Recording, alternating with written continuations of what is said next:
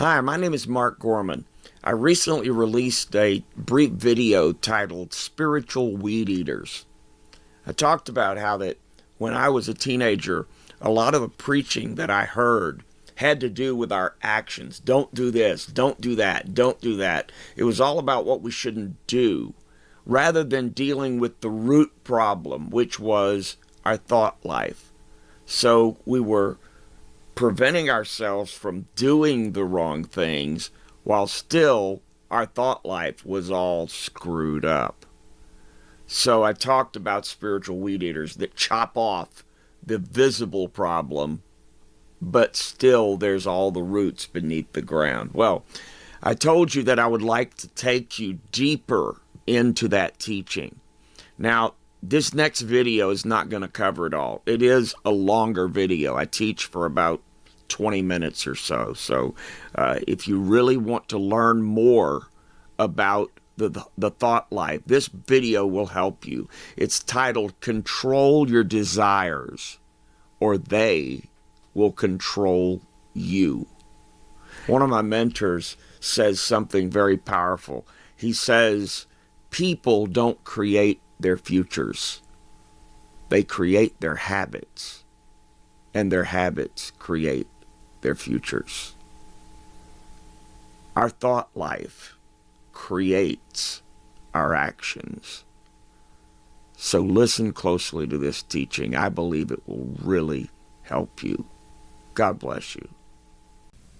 Now, we're all familiar with the passage in James 4:7, where he says this: submit yourselves to God. Resist the devil, and he will flee from you. We're all familiar with that. But what we need to understand is, why is he saying that we need to submit to God? Why is he telling Christians that they need to submit something to God? Well, in the previous verses, he says the reason you have all the problems you're going through in your life is because of wrong desires. He says your desires are the problem. It's why your prayers aren't being answered, because you're praying with the wrong desires. You're doing things with the wrong desires. Everything goes back to your desires. I'm sure we're all familiar with a great invention that came out in my lifetime. We refer to it as a weed eater. I'm sure that's not the official name, but we all know it as a weed eater. And what it does is it just whacks off weeds right at the surface of the ground, on your sidewalk or anywhere else that you need to get rid of weeds. You just use that little thing, zip, just knocks them right off. The only thing is, every time you use the weed eater, you are insured that you will need to use that weed eater again in a few days. Why? Because you never attacked the root of the problem, literally. The root is still in the ground. The only way to really take care of it is to deal with the root, to get rid of what that is growing out of. And that's what James is saying, is that all your problems are growing out of a root of a wrong desire. And if you could submit that to God, then you could resist the devil and he'd leave you alone. But the problem is you have the wrong desires inside of you. And the desires is what's causing all the problems. So, does God give us wrong desires? No. But then the next question is, does Satan give us wrong desires? No. Satan cannot put a desire in you. Let me say that again. Satan does not have the power to put a desire in you. You say, well, then how do I get wrong desires? Well, Satan can give you a thought, just like he did with Eve in the garden. He just suggested a thought. That's all he can do, is suggest a thought. Then it's you and me that take it from a thought to a desire. It goes through a process, okay? When there's a thought, we can either reject it or hang on to it. And I think of a thought like a marble. They're real slippery. You can just, squeeze them, they flip right out of your hand. They don't stick to anything. That's what a thought is. You can just accept it or reject it. It's very easy to get rid of. But unfortunately, too often we hang on to those thoughts. We like to think of them, so we hang on to them for a while. And we do what I call a feasibility study on them. What does that mean? We start thinking about that thought enough that we say, I wonder what that would be like. I wonder how I could go about doing that. What would be involved in doing that? That's a feasibility study. And we do that with thoughts. We think of them enough that they go from being a thought to an idea. See, Satan doesn't give you ideas. He gives you thoughts. You turn them into ideas by doing your little feasibility study on them to see whether or not they really could be done, whether they're worth doing, what would it be like? What would it be like? That's the feasibility study. How could I go about doing it? That's the feasibility study. Then you go from that into a wish. It goes from being a thought to an idea to a wish. Then you really want to do it. You've done the feasibility study. Now you want to do it. That root is growing deeper and deeper. Okay, stronger and stronger, but it still hasn't come out of the ground yet. It hasn't become an action yet. And when I was growing up in church, unfortunately, most of the preachers didn't deal with the roots. Most of them that I heard, they dealt with the thing on the outside, the part that you whack off with the weed eater, okay? The part that's visible, the action, okay? And most preachers talk to us about how to control our actions. So what did that mean? That meant that the thoughts could stay in you. The ideas could keep going on. The wishes could keep on being there. You say, well, why didn't they ever come out of the ground? Why didn't they ever become actions? If we had these thoughts and ideas and wishes, why didn't they ever come out of the ground? Because they never became a full-blown desire. The desire is the big dog problem.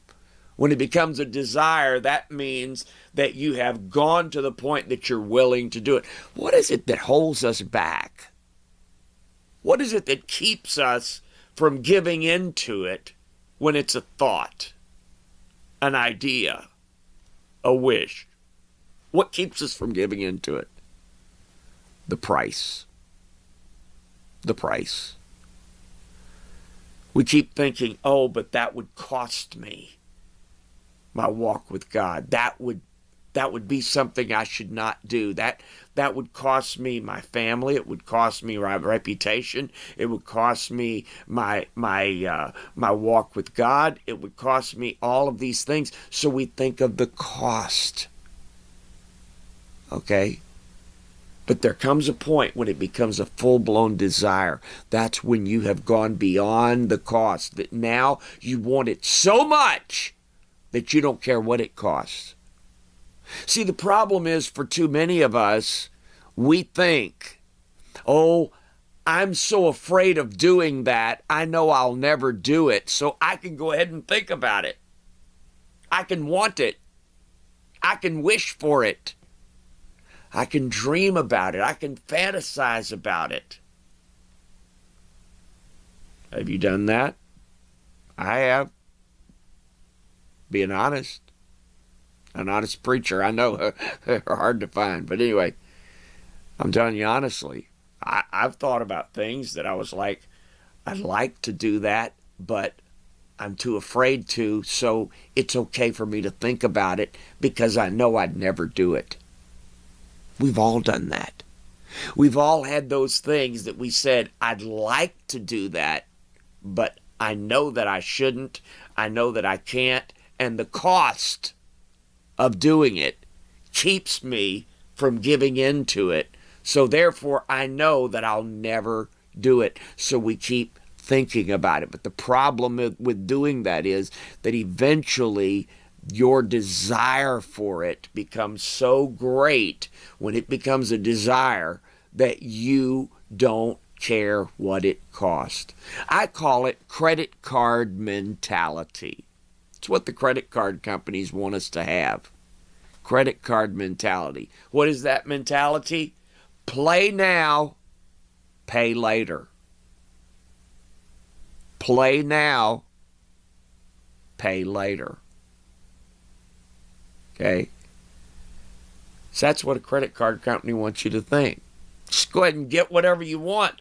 Doesn't matter what it costs because I have a credit card. So just put it on the card. I'll pay for it later. Don't worry about it. I'll pay for it later. Doesn't matter what it costs. Without thinking of all the interest that it's going to cost us and how long it's going to take us to pay it off. Did you know that they say that the average credit card holder in the United States owes $2,000 on their credit cards? And I know some of you may be above average, okay? But I'm just talking about the average credit card holder owes $2,000 on their credit cards. And they say that to pay off a $2,000 debt on a credit card with 18% interest, if you just pay the minimum each month, just the minimum each month, on a $2,000 debt with an 18% credit card interest, which is an average basic interest on a credit card. So if you pay the minimum each month, do you know how long it'll take you to pay it off? 6 years, 8 years, 10 years? No, 30 years. 30 years to pay off a $2,000 debt. And in the process, I think that, if I remember correctly, you pay over $6,000 in interest on a $2,000 debt. I think that's right. If you pay the minimum each month. 30 years. But when we're buying that, we say, oh, I'm getting this dress 20% off. I can save so much money. Let me go ahead and buy this pair of shoes. I'm getting them 30% off. Oh, I'm getting such a deal on them. You have no idea what you're actually paying. You say, but I'm only paying 18% for 30 years. That's what you don't realize. So it's costing you way more. But we think in credit card mentality, and therefore we say, play now, pay later. We don't think of the cost. We don't look at what it's costing us to get it. And so what I'm saying to you is that's what happens with a desire. That root that's been growing underneath the ground all of a sudden sprouts up above the ground. It becomes an action. You can actually see it happening. Okay? It comes out into the open. When it comes out into the open, it's gone from being that hidden desire, that thought, that idea, that imagination, that wish. It's gone from being that into becoming a desire, an action, and it blooms forth above the ground. And at that point, it's visible. But we don't care, because at that point, the whole idea of doing it becomes more fascinating to us than the cost. So we say, play now, pay later. But unfortunately, we don't realize the devil has fooled us into devastating our walk with God by doing something like that, where we allow that desire to take over and hinder our walk with God, hurt Christ, hurt our walk with God, hurt the people who love us, hurt the people around us, hurt our reputation, hurt our Christian walk, all because that we allowed that thought to stay in our mind. If we had to spit it out when it was on, when it becomes an idea, when you've done that feasibility study on it, it's sort of like, have you ever, peeled up a piece of duct tape or masking tape off of something, and you wad it up into a ball and you go to throw it away and you're like, trying to throw it away. It doesn't seem like you can get it off your hand. It just keeps on sticking on there.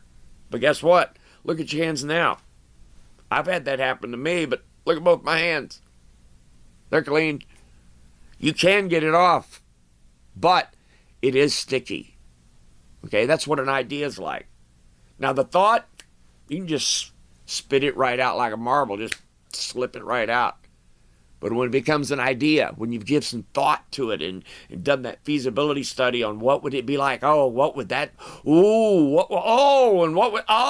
would that be like?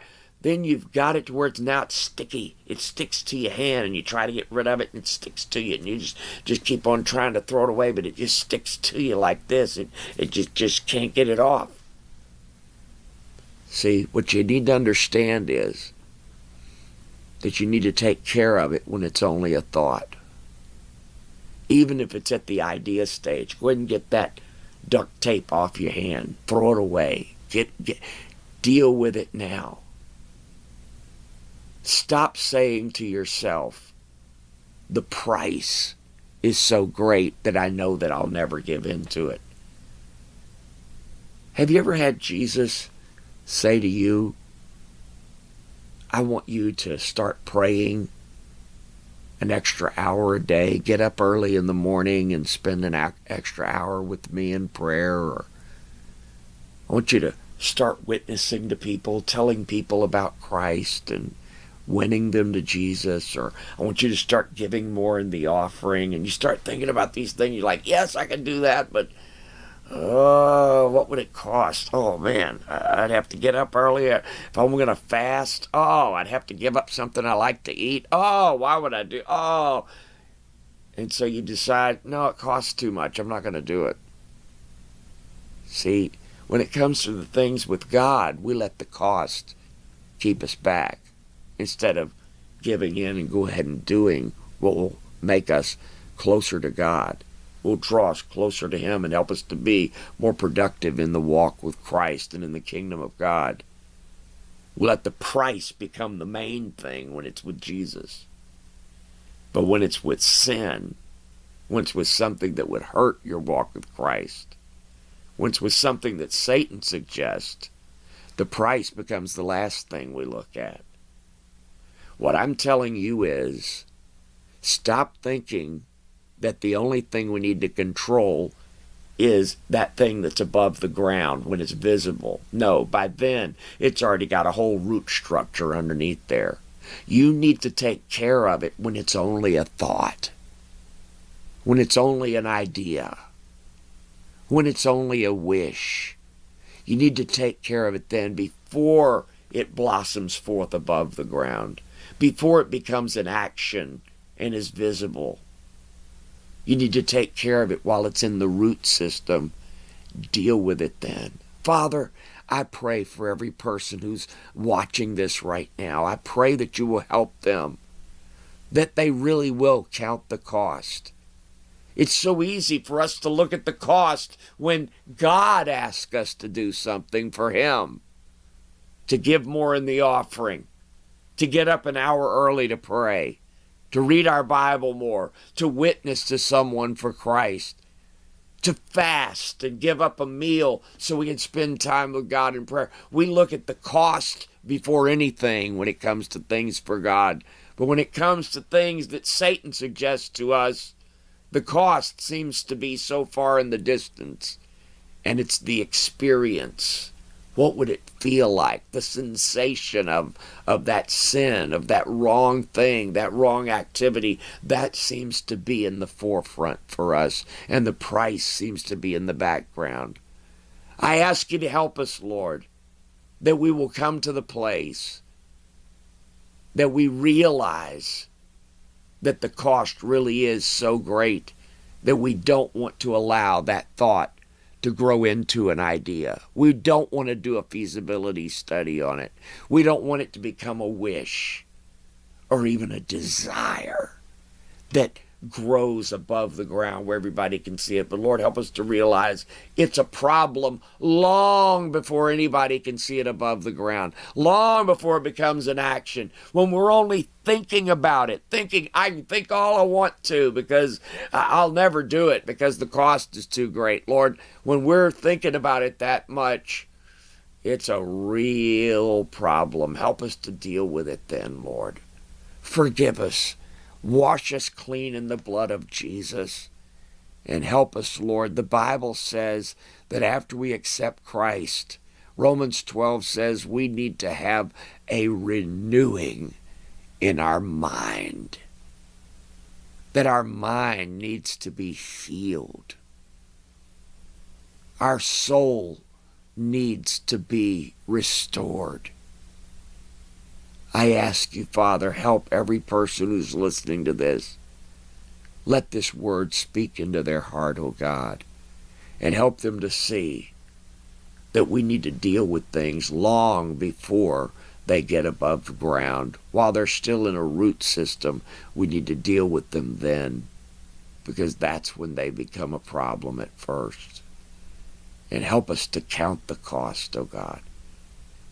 But help us also when it comes to anything you want us to do. Let the cost be the last thing on our mind. Paul said, I count everything as loss so I may win Christ. He said, nothing matters. The price of everything is nothing compared to winning Christ. Paul said, the price doesn't matter when Jesus is the reward. We need that to be our prayer. My name is Mark Gorman. I hope that this teaching has helped you, blessed you, and encouraged you to draw closer to Christ. If you would like to get a free audio of one of my favorite sermons, You Have a Destiny, I'd like to get it to you. Listen to this message. It'll tell you how to get a free copy of it. God bless you. Thank you for joining us. Thank you for taking the time to listen to this message today, and I hope it was a blessing to you.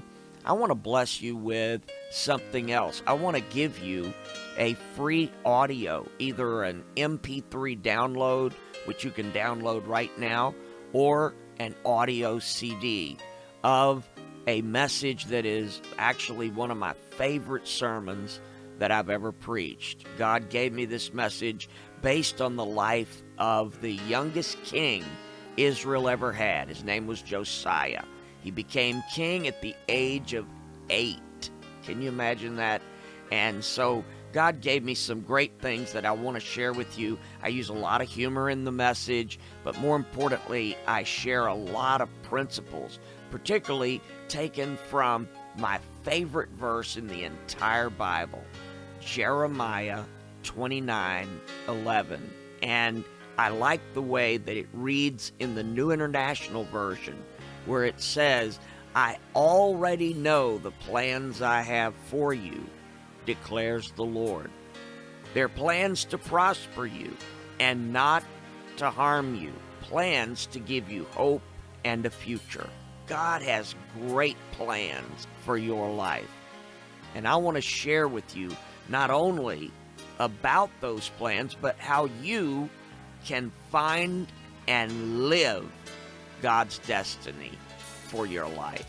If you'd like to get that audio, just go to our website, markgorman.com.